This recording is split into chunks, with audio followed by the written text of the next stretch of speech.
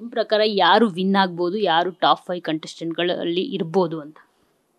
ನಿನ್ನೆ ತನಕ ಅಲ್ಲಿ ಇದ್ದಿದ್ದಂತಹ ಕಂಟೆಸ್ಟೆಂಟ್ಸ್ಗಳಲ್ಲಿ ಗಿಲ್ಲಿ ವಿನ್ನಿಂಗ್ ಕಂಟೆಸ್ಟೆಂಟ್ ಅಂತಾನೆ ಅನಿಸಿತ್ತು. ಬಟ್ ಈಗ ವೈಲ್ಡ್ ಕಾರ್ಡಲ್ಲಿ 3 ಜನ ಎಂಟ್ರಿ ಕೊಟ್ಟಿದ್ದಾರೆ. ಹೇಗೆ ಆಡ್ತಾರೆ ಯಾರಿಗೂ ಗೊತ್ತಿಲ್ಲ. ರಘು ಅವರು ಇಂಪ್ಯಾಕ್ಟ್ ಅಂತೂ ಮಾಡ್ತಾರೆ. ಸೊ ಹಾಗಾಗಿ ಲಾಸ್ಟ್ 5 ಫೈನಲಿಸ್ಟ್ಸ್ ಅಂತ ಕೇಳಿದ್ರೆ ಗಿಲ್ಲಿ ಇರ್ತಾರೆ, ರಕ್ಷಿತಾ ಇರ್ತಾರೆ, ಆ್ಯಂಡ್ ನೆವರ್ ನೋ, ಅಶ್ವಿನಿ ಅವರು ತಿದ್ದುಕೊಂಡು ಸರಿ ಮಾಡಿಕೊಂಡು ಸರಿ ದಾರಿನಲ್ಲಿ ನಡೆದ್ರೆ ಅಶ್ವಿನಿ ಅವರು ಇರ್ತಾರೆ. ರಘು ಅವರು ಇರಬಹುದು ಬಹುಶಃ. ಸದ್ಯಕ್ಕೆ ಪ್ರಾಬ್ಲಿ 5 ಇಲ್ಲ, 4.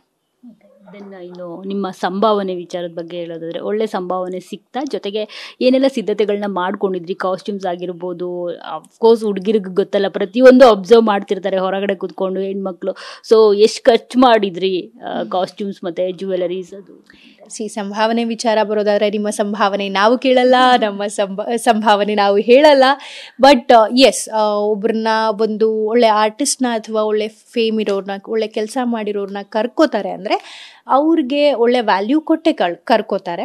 ಆ್ಯಂಡ್ ಎಸ್, ಕಾಸ್ಟ್ಯೂಮ್ ಹಿಂಗೆ ಹಾಕಬೇಕು ಹಾಗೆ ಹಾಕಬೇಕು ಅಂತ ಪ್ಲ್ಯಾನೂ ಮಾಡ್ಕೊಂಡು ಹೋಗಿದ್ವಿ.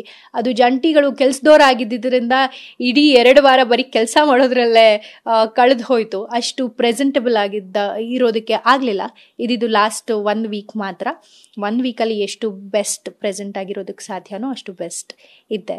ಸೊ ಎಸ್, ಪ್ಲ್ಯಾನಿಂಗ್ ಅಂತೂ ಆಗಿತ್ತು. ಡಿಸೈನರ್ಸ್ ಕೂಡ ವರ್ಕ್ ಮಾಡ್ತಾಯಿದ್ರು ಪ್ರತಿಯೊಂದು ಕಾಸ್ಟ್ಯೂಮು, ಪರ್ಟಿಕ್ಯುಲರ್ಲಿ ಎಲ್ರಿಗೂ ಹಾಗೆ ಇತ್ತು. But yeah, end of the day ಒಂದು ಒಳ್ಳೆ ಎಕ್ಸ್ಪೀರಿಯನ್ಸ್ ಬಿಗ್ ಬಾಸ್.